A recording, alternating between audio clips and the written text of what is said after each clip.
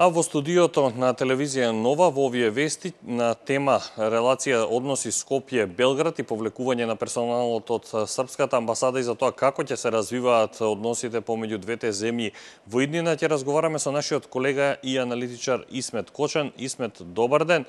Добар ден. Како и во колкав поширок контекст може да се разгледуваат последните случувања на релација Скопје-Белград? Дали може да се гледа дали некои делови, некои структури во земјава гледаат и помалку наивно, дали може би и зачудува и молкот, официјалниот молкот нашите државни органи, зборам владата, еве за во 16 дури денеска е најавена пресконференција на министерот за надворешни Димитров, Зоран Заев, премиерот, се уште го немаме со официјален став наспроти српските челници, да речеме Дачич и Вучич, кои што излегоа со можам да кажам, тешки обвинувања на македонска адреса, иако прво мислевме дека само приемот на Косово во УНЕСКО е можеби причината за ваквиот потек на Белград, но потоа се испостави дека она офанзивно делување кој што го велат властите во Белград, колку Косово е навистина вистинската причина за ваквите случувања или ова што го споменуваат и грчките медиуми, аспирациите на новата влада во Скопје за членство во ЕУ и НАТО. Колкав е контекстот во кој што може да се разгледува прашањето Скопје-Белград?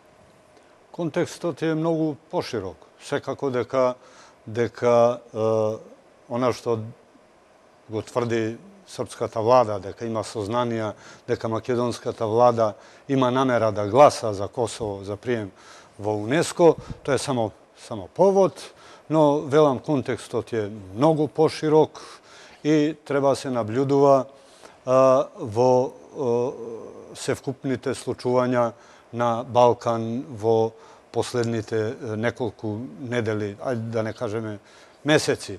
Инаку, како што е познато, со доаѓањето на власт на новата влада во Република Македонија, српскиот печат некако покрена една офанзива против новата македонска влада. Секако претпоставам дека за тоа имаше сознание и некаква поддршка од официјалните власти во Белград. Очигледно дека тој нов некој модел на владата на Заев едноставно не им се допаѓа на Србија.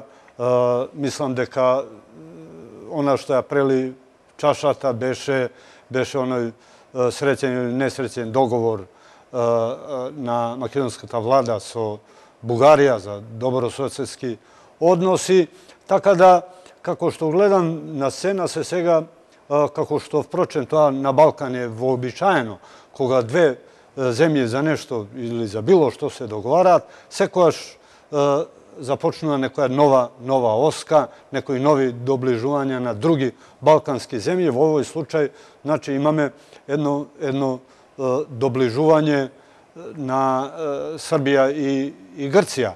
Тоа е секако иде на линија на ова приближување на новата македонска влада со Софија и, како што видовме од пишувањето на грчките медиуми, тие изразуваат една длабока загриженост, ова ќе кажам загриженост под наводници, од севкупните случувања и заострувањето на односите помеѓу Белград и Скопје.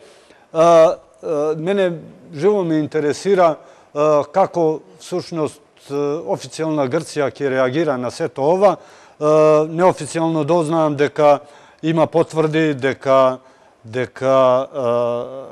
грчкиот шеф на дипломатија Коцијас сепак доаѓа во Скопје и ќе имаме прилика да дознаеме како и што мисли всушност официјална Атина во однос на сето ова што се случува. Инаку, она што го спомнавте околу молкот на официјалните представници на владата на Република Македонија, јас би рекол, па тоа не треба да им се земе толку за зло, бидејќи едноставно ова е сега ситуација во која Белград има една жестока офанзива и не е упатно ako sakame da imame diplomatski maniri, da se ponašame diplomatski i da ostavime otvorena vrata za bilo kakvo podosnešno dogovaranje, ne je upatno se upatuvati teški zborovi. Su drugi zborovi, vladatana Republika Makedonija kupува vreme i razmisluva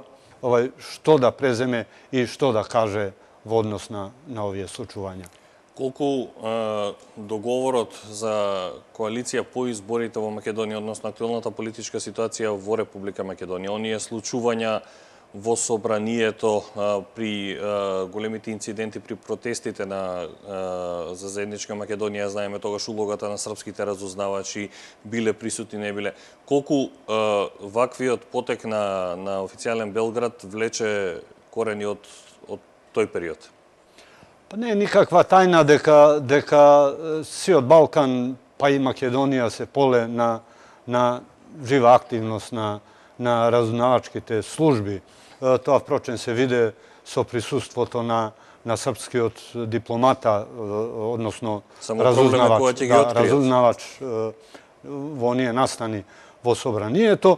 I ete sega Belgrad ovinuva deka postoji znači ofanzivno deluvanje, dejstvovanje protiv Srbija vo Makedonija.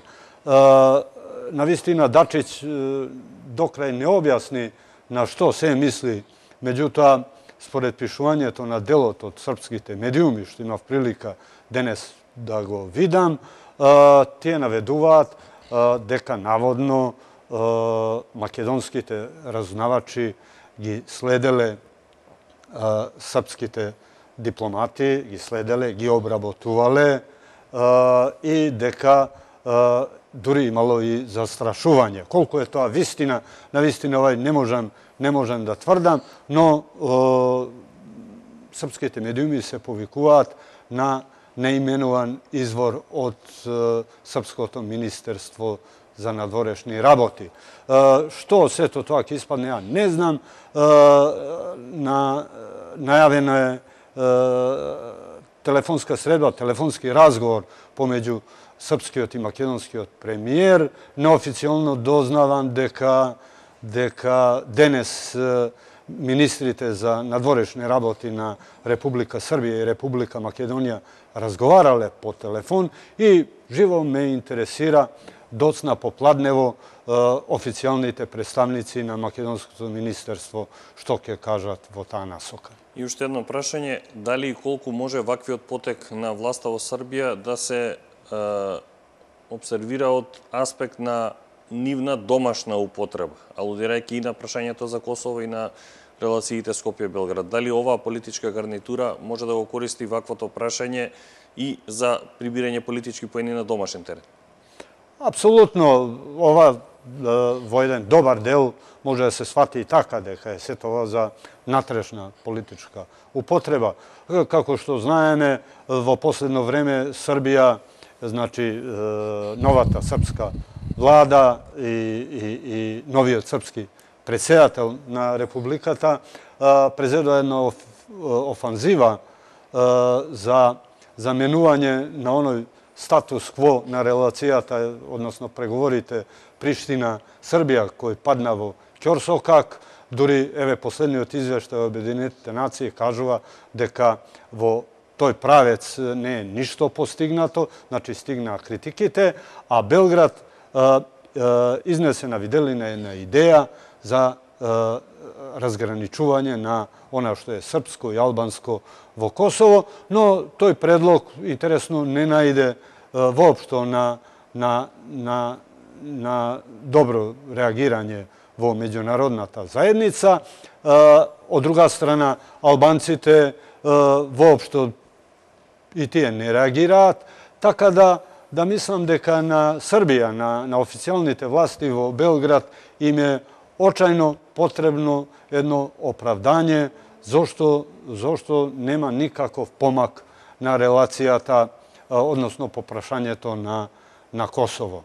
Така да ете, ова се случи што се случи, тие тешко можат да го проголтаат евентуалното гласање на македонското гласање за Косово во УНЕСКО и тие тоа го кажуваат, но го кажуваат на еден прилично, морам да кажам, чуден начин. Имав денеска прилика да го слушнам реагирањето на Флоријан Бибер, експерт за Балкан, професор на Универзитетот во Грац, Австрија, кој рече дека со вакво реагирање Србија се однесува како, го цитирам, бик во порцелански дуќан и воопшто не покажува дека е некаков лидер во регион и дека е искрена во она што кажува дека е проевропски настроена и европска, односно